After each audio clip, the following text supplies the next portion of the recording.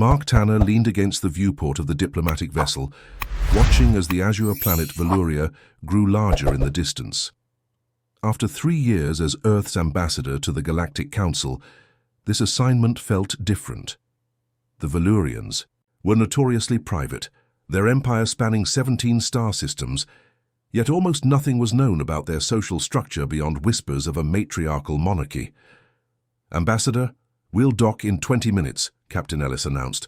"The Valurian delegation awaits your arrival." Mark straightened his formal uniform, touching the small Earth insignia on his collar. Humanity had only joined the galactic community 15 years ago, yet they'd earned respect for their adaptability. This diplomatic mission could solidify humanity's standing or destroy it. The Valurian royal palace exceeded all expectations.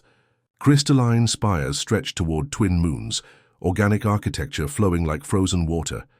Mark was led through corridors lined with guards whose exoskeletal armor gleamed under soft ambient lighting. "Ambassador Tanner," a melodious voice called from behind him. Mark turned to find a striking figure approaching. She appeared humanoid, but her skin held a subtle blue luminescence, with delicate ridge patterns tracing her temples and disappearing beneath her formal attire. Her eyes, entirely silver with no discernible pupils, studied him with unmistakable intelligence. "I am Nera, the Queen's envoy," she said, offering a traditional Valurian greeting, palms facing outward. "I'll be your liaison during your stay, Mark," returned the gesture. "The honor is mine, envoy Nera."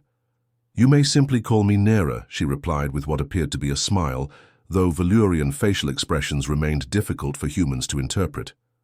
"Queen Lyra is occupied with imperial matters, but looks forward to meeting Earth's representative tomorrow."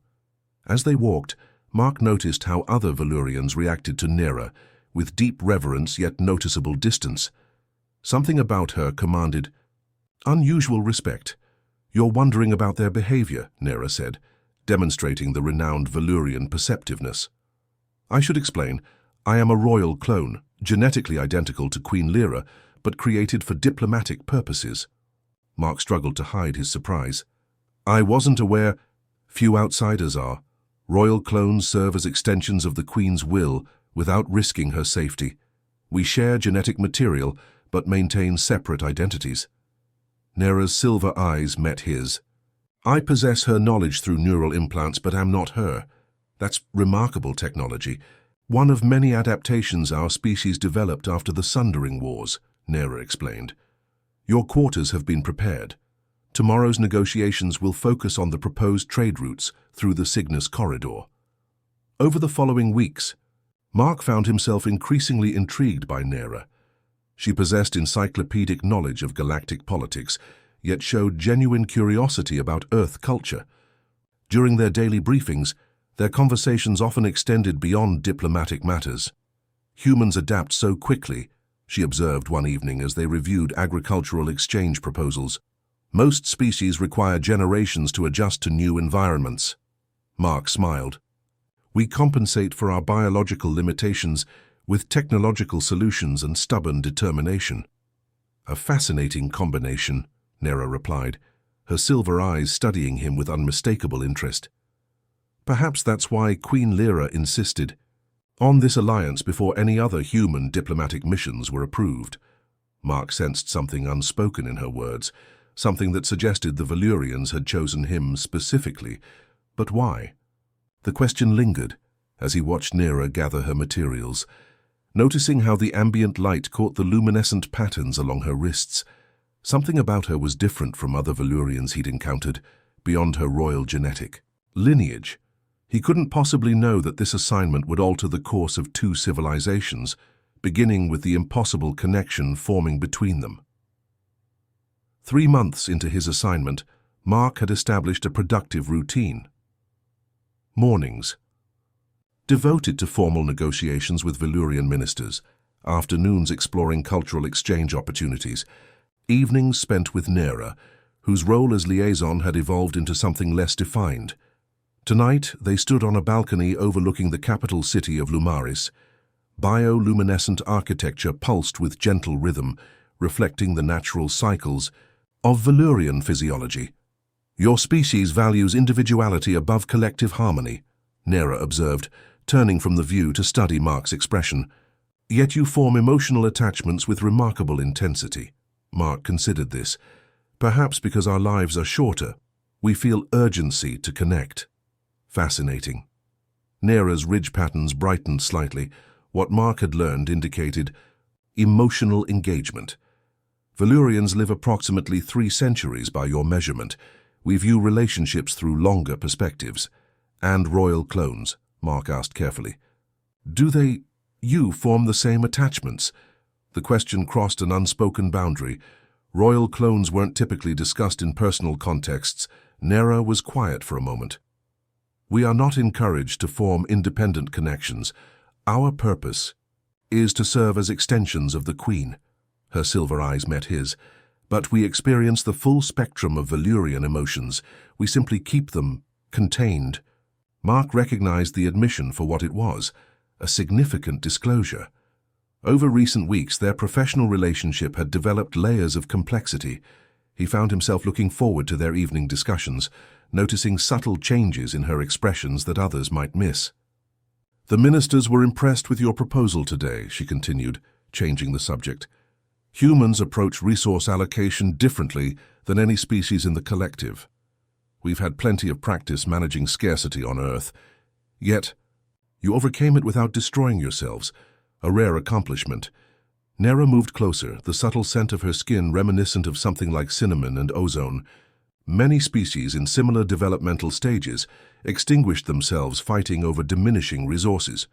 We came close, Mark admitted, multiple times.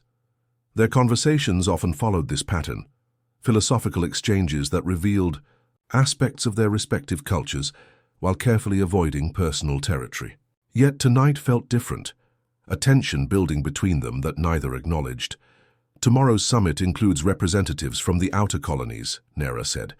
They're particularly interested in human medical technologies. Mark nodded, but found himself distracted by the way light played across the delicate ridges along her temples. Without thinking, he reached toward her face. Nera didn't move away. What are you doing, Ambassador? Mark, he corrected softly. These patterns, they're beautiful. Her ridge patterns brightened dramatically. They're sensitive to touch, she whispered. Among Valurians, such contact is intimate. Mark began to withdraw his hand, but Nera caught it, pressing his fingertips gently against the luminescent ridges. A small gasp escaped her as her eyes widened. This is inappropriate, she said, making no effort to move away. Completely, Mark agreed, equally motionless. The moment stretched between them, a precipice of diplomatic protocol and personal desire. What neither fully understood was that their biochemistries were interacting in ways unprecedented between their species, creating responses that defied xenobiological predictions. If Queen Lyra learned of this, Nera began. Would she know? Mark asked. You said you're separate entities. In body and mind, yes, but my creation binds me to certain restrictions. The capital city pulsed below them, unaware of the paradigm shift occurring on a quiet diplomatic balcony. Two beings from entirely different evolutionary paths, finding unexpected harmony. Tell me to stop, Mark whispered. Nera's silver eyes held his. I cannot lie to you, Mark Tanner. I don't want you to stop. 6 weeks later, Nera entered Mark's quarters without announcement, her usually composed demeanor visibly shaken. The luminescent patterns along her skin pulsed with irregular rhythms. Nera, what's happened? Mark moved quickly to her side, guiding her to sit. Something impossible, she whispered, her silver eyes wide with what he now recognized as fear. Something that will either destroy us or change everything. Mark felt cold dread settle in his stomach.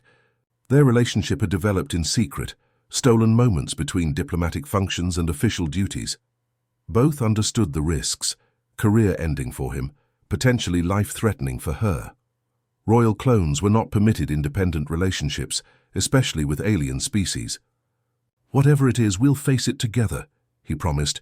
Nera looked up, her expression haunted. I'm carrying life, Mark. Your child grows within me. The words didn't immediately register. That's not The xenobiologists said our species aren't compatible. The protein structures alone should make conception impossible. Yet it has happened. Her hand moved to her abdomen. Valurian females can sense conception immediately. The life force creates distinctive resonance patterns in our bioluminescent network. Mark sank down beside her, mind racing. Are you certain it's yours? Yes. Royal clones are maintained in biological stasis regarding reproduction. Only the Queen herself may procreate. Neera's voice trembled.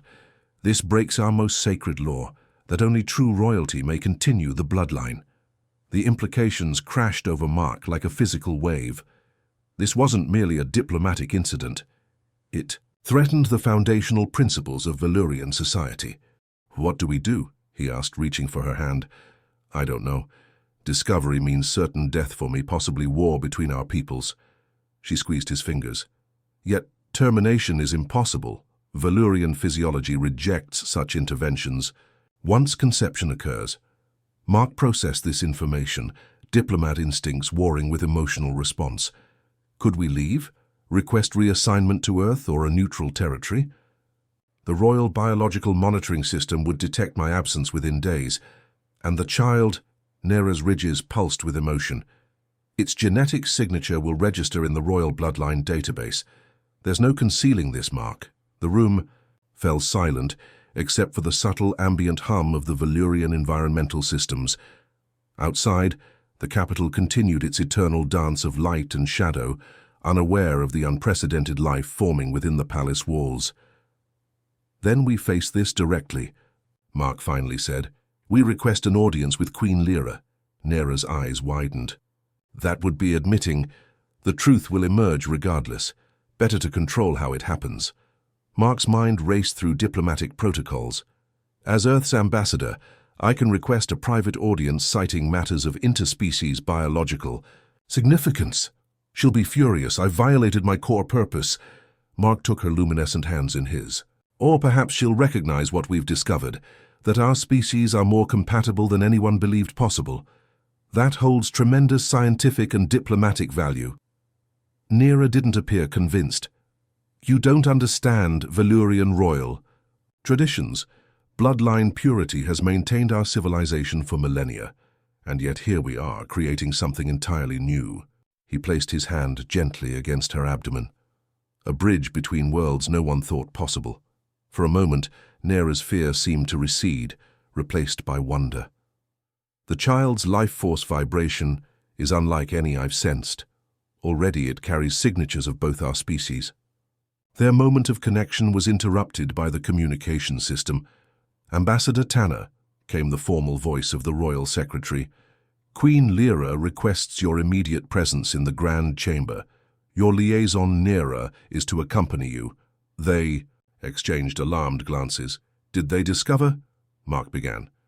Impossible this quickly, Neera whispered. Unless... The realization dawned simultaneously.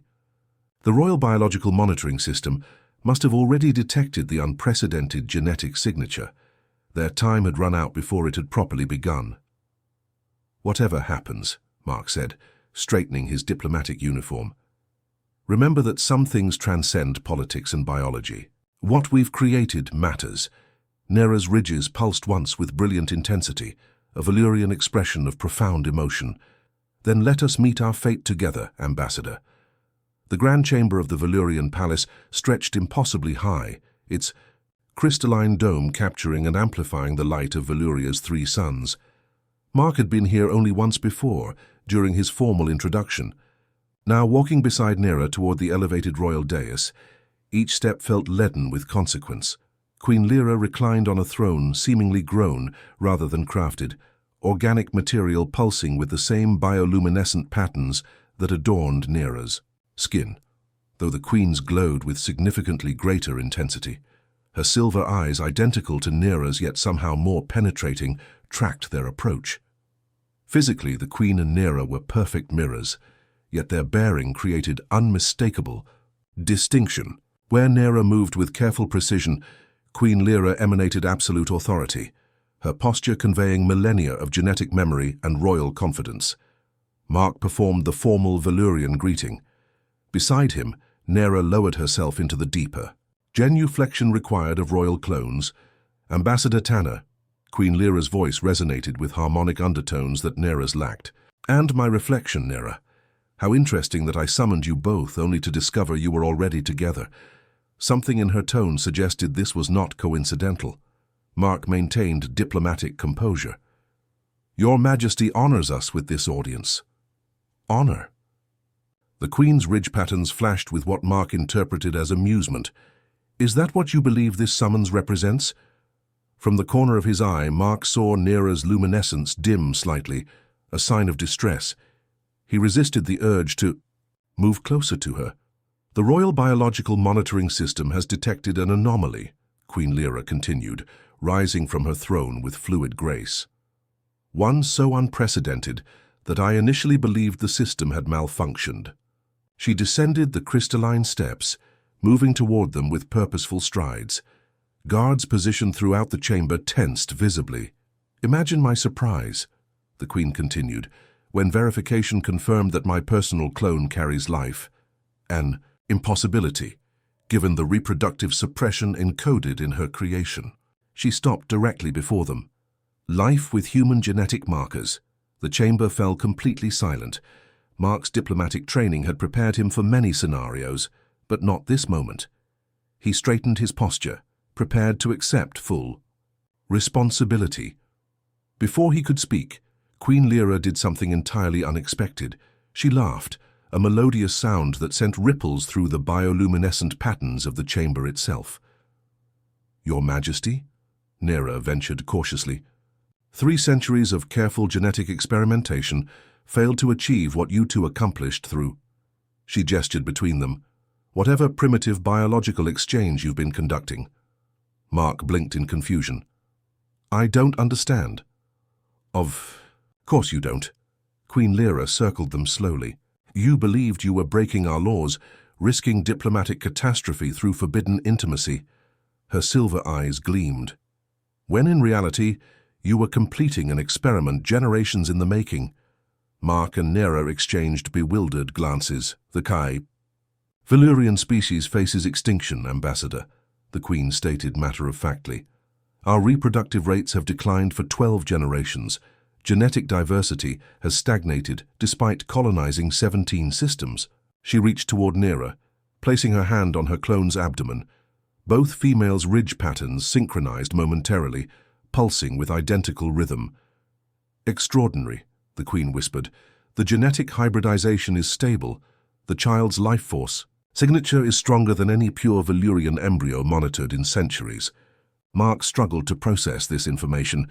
You're saying our relationship was anticipated? Not specifically, Queen Lyra withdrew her hand, but the possibility of human-Valyrian genetic compatibility has been theorized since your species joined the Galactic Council. Your assignment here was not random, Ambassador Tanner. Nera's voice held uncharacteristic emotion. You used us as experimental subjects, Your Majesty. I created optimal conditions for possibility, the Queen corrected. The outcome remained uncertain until now. Mark felt simultaneous relief and indignation. Their lives weren't in danger, but they had been manipulated. What happens now, he asked. Queen Lyra returned to her throne, ridge patterns pulsing with what appeared to be satisfaction. Now, Ambassador, we negotiate the terms of a much more significant alliance than trade routes or cultural exchanges. Her silver eyes fixed on Mark with new intensity, one that mirrored Nera's in early days of their relationship. With sudden clarity, he understood the Queen's true intention. You wish to determine if this compatibility extends beyond my connection with Nera, he stated. Queen Lyra smiled. Precisely, Ambassador. Your child with my clone represents possibility. A direct royal pairing could secure the future of my entire species. 3 days passed in a blur of medical examinations and closed diplomatic sessions. Mark and Nera found themselves at the center of unprecedented scientific attention as Valyrian geneticists analyzed every aspect of their physiological compatibility. Their excitement is unnerving, Mark commented, as they finally found privacy in the diplomatic garden. a carefully maintained ecosystem featuring flora from both their worlds. I feel like a laboratory specimen rather than an ambassador. Nera's ridge patterns rippled with what he now recognized as wry amusement. Welcome to royal existence. We are biological vessels first, individuals second. Mark studied her face, noting subtle changes already appearing as the pregnancy progressed. Valyrian gestation occurred more rapidly than human pregnancy, another discovery that fascinated the scientists. Are you truly comfortable with the Queen's proposition? He asked carefully. Before Nera could respond, the garden's privacy field shimmered, indicating another presence. They turned to find Queen Lyra approaching alone, unprecedented for a royal appearance without guards or attendants. Your Majesty, they acknowledged in unison. Please continue your conversation, the Queen said, settling gracefully onto a bench crafted from living crystal. Your comfort with this situation concerns me as well. Mark concealed his surprise at her directness. In official settings, the Queen maintained formal protocol, but here she appeared almost casual. With respect, Your Majesty, Mark began, I'm struggling to understand how this arrangement benefits Earth's interests. The diplomatic implications of my personal involvement with both yourself and Nera extend beyond my authorization. The Queen's ridge patterns glowed with intensity. Direct like most humans, refreshing. She gestured toward the garden's center, where earth plants intertwined with Valyrian species. Look there, species from different worlds, not merely coexisting, but thriving together, creating something stronger through combination, a carefully controlled botanical experiment, Mark noted. As was your assignment here, Queen Lyra acknowledged without apology. Though the outcome exceeded all projections, Nera spoke up, her tone respectful but firm. Your Majesty has not yet explained why royal reproduction cannot continue through traditional means. The Queen's expression shifted subtly. Because there are no traditional means remaining to us. The Sundering Wars did more than decimate our population. They damaged our reproductive genome irreparably. Each generation produces fewer viable offspring. She rose, moving toward a flowering earth plant. Our scientists believed human genetic material might stabilize the deterioration, but ethical protocols prevented direct experimentation. So you arranged for a natural experiment using your clone, Mark concluded. I created opportunity, the Queen corrected. The choice to act on attraction remained yours. Her silver eyes held unexpected vulnerability. The child Nera carries represents the first viable royal offspring in 3 generations. The magnitude of this revelation stunned them both. You face extinction, Mark whispered. Within 4 generations, Queen Lyra confirmed, unless we find compatible genetic material to revitalize our reproductive capabilities. She turned fully toward Mark. Your genetic contribution has already proven compatible with royal Valyrian physiology. A direct royal pairing would determine if this phenomenon is reproducible or merely chance. Mark processed her words carefully. And Earth, what does my world gain from this arrangement? Beyond preventing the extinction of a major galactic power, the Queen's ridge patterns pulsed with something like respect. Full technological exchange, medical advancements centuries beyond current human capabilities, defensive alliances against the Proxima Collective. The stakes transcended personal considerations. This was about species survival and interstellar politics. And Nera? Mark asked, reaching for her hand. What becomes of her and our child? Something softened in the Queen's expression. Your loyalty honors you, Ambassador. Your child will hold royal status, the first of a new genetic line, and Nera. She paused, looking at her clone with unexpected warmth. She has already transcended her designed purpose. She will be recognized as progenitor of the new royal lineage. Nera's ridge patterns flashed with shock. Such status has never been granted to a clone.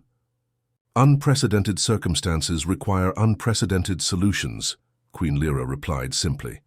As twilight descended on the garden, casting everything in blue-violet light, Mark faced the most consequential diplomatic decision of his career, one where personal and political implications had become inextricably intertwined. The following weeks transformed Mark's diplomatic mission beyond recognition. Earth's government, after initial shock, recognized the extraordinary opportunity presented by the Valurian situation. Overnight, Mark found himself elevated from ambassador to pivotal figure in an interspecies genetic alliance with profound implications. "The Galactic Council is demanding explanations," Admiral Chen said during their secure communication. The Admiral's holographic image flickered slightly. Even quantum entanglement communications struggled across such distances. 3 other species have filed formal protests, claiming preferential treatment. Mark rubbed his temples, exhaustion evident. "They can protest all they want. This isn't about politics anymore, it's about preventing extinction." "It's always about politics, Ambassador," Chen replied grimly. "The Arcturians are particularly upset. They've been requesting Valurian medical technology access for decades. The difference is that we're not requesting it. We're earning it." Mark gestured to the data streams flowing across his terminal. The genetic compatibility wasn't engineered or manufactured. Something about human physiology naturally complements Valurian biology. The Valurian geneticists had finally identified the mechanism. Human mitochondrial structures contained enzyme configurations that stabilized deteriorating segments of Valurian reproductive DNA. It wasn't that humans were superior. They were simply coincidentally compatible, evolutionary paths from different worlds creating unexpected harmony. After concluding his report, Mark found himself wandering to the medical wing where Nera underwent daily monitoring. Her pregnancy progressed rapidly, already showing significant development after just 8 weeks.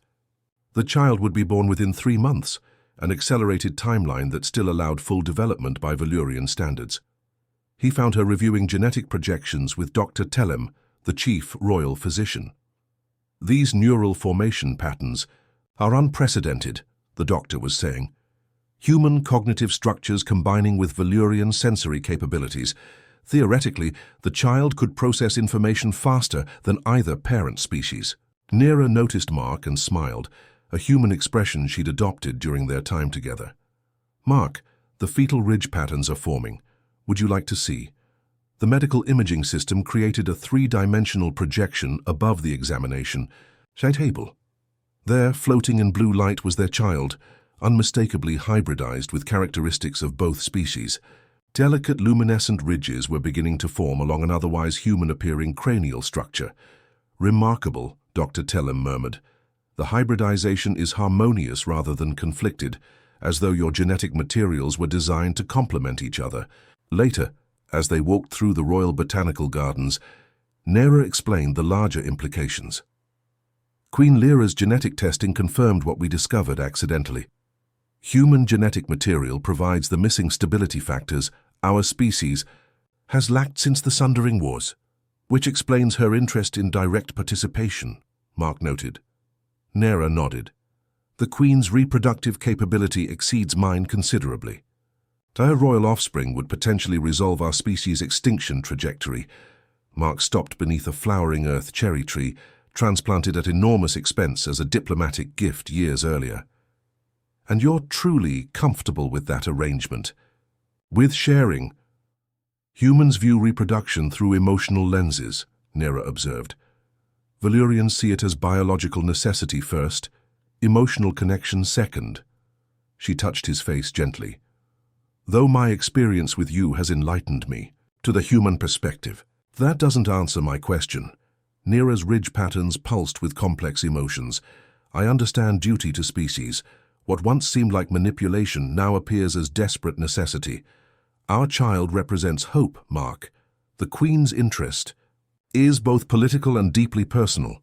She fears being the final ruler of a dying empire." Before Mark could respond, his communication device signaled an incoming priority message. Queen Lyra requested his presence immediately. He found her in the royal laboratory rather than the throne room, surrounded by Valurian scientists. "Ambassador," she greeted him, silver eyes bright with excitement. "We've completed the comprehensive genetic analysis between our species." She gestured toward complex holographic projections displaying intertwining DNA structures. "The compatibility isn't limited to reproduction. Human genetic material contains elements that could potentially reverse centuries of deterioration across our entire population. Mark studied the projections, understanding dawning. You're suggesting broader applications than individual pairings. Precisely. The Queen's ridge patterns glowed with intensity. With Earth's permission, we could develop genetic therapies that would save our species without requiring direct reproductive intervention. The diplomatic implications were staggering, offering Earth unprecedented galactic influence while preserving Valyrian independence. Human adaptability had once again changed the equation. 1 year later, Mark stood at the observation window of the newly established Human Valyrian Genetic Research Institute.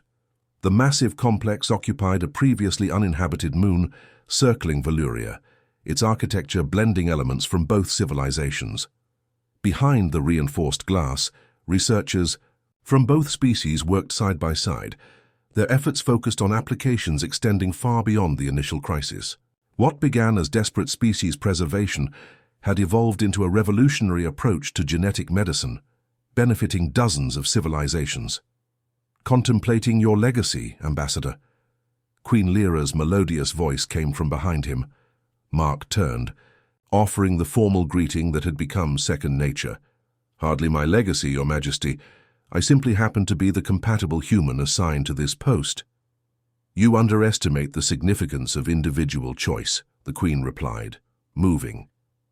Beside him to observe the research floor, another human might have rejected Nera's interest or reported the unauthorized connection. Your openness to possibility created everything that followed.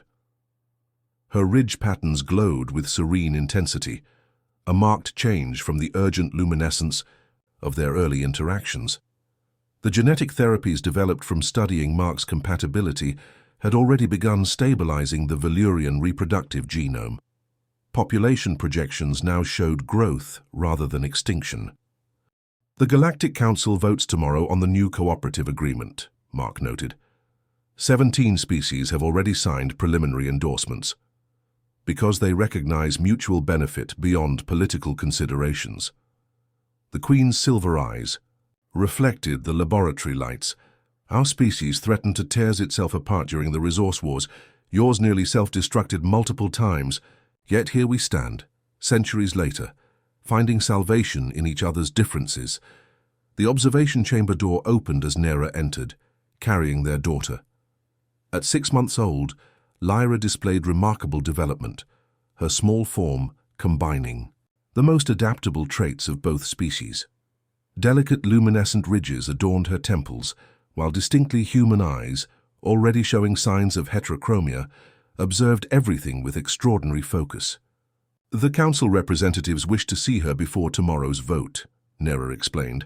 I thought it best to find you first. Mark took his daughter carefully, still marveling at how her ridges brightened at his touch, recognizing her father's bioelectric signature. Queen Lyra observed them with complex emotions visible in her ridge patterns. Her own daughter, 3 months younger than Lyra, represented the second successful human-Valyrian pairing. The genetic therapy program had rendered further direct reproduction unnecessary, but those first 2 children symbolized the beginning of a new era. They'll be neither fully human nor entirely Valyrian, the Queen observed. They will forge identities beyond our current understanding.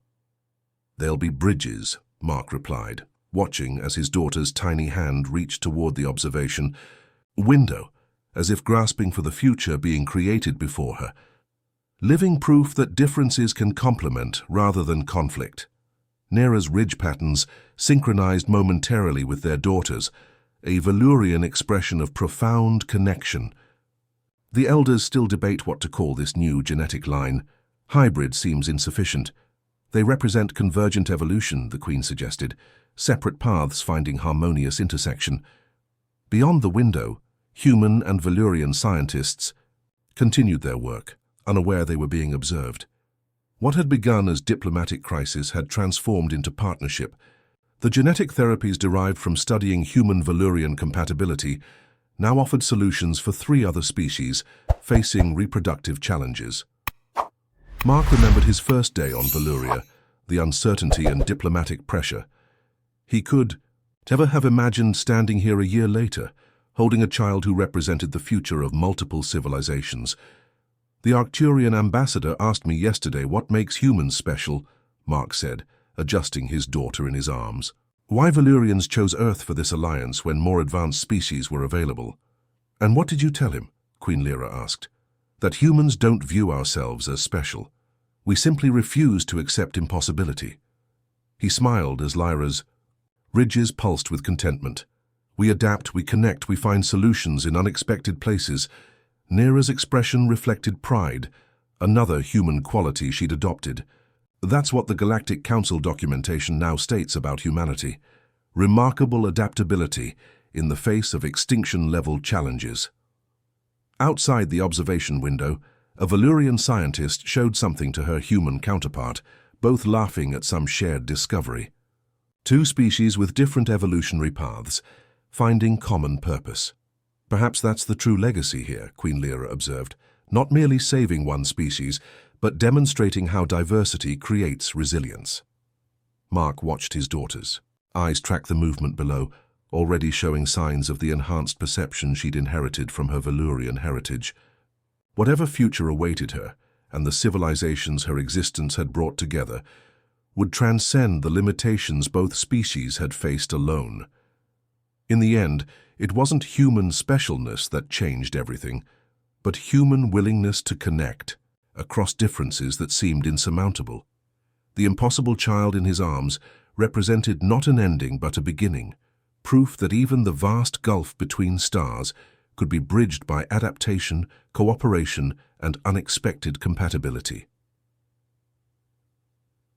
The universe would never be the same,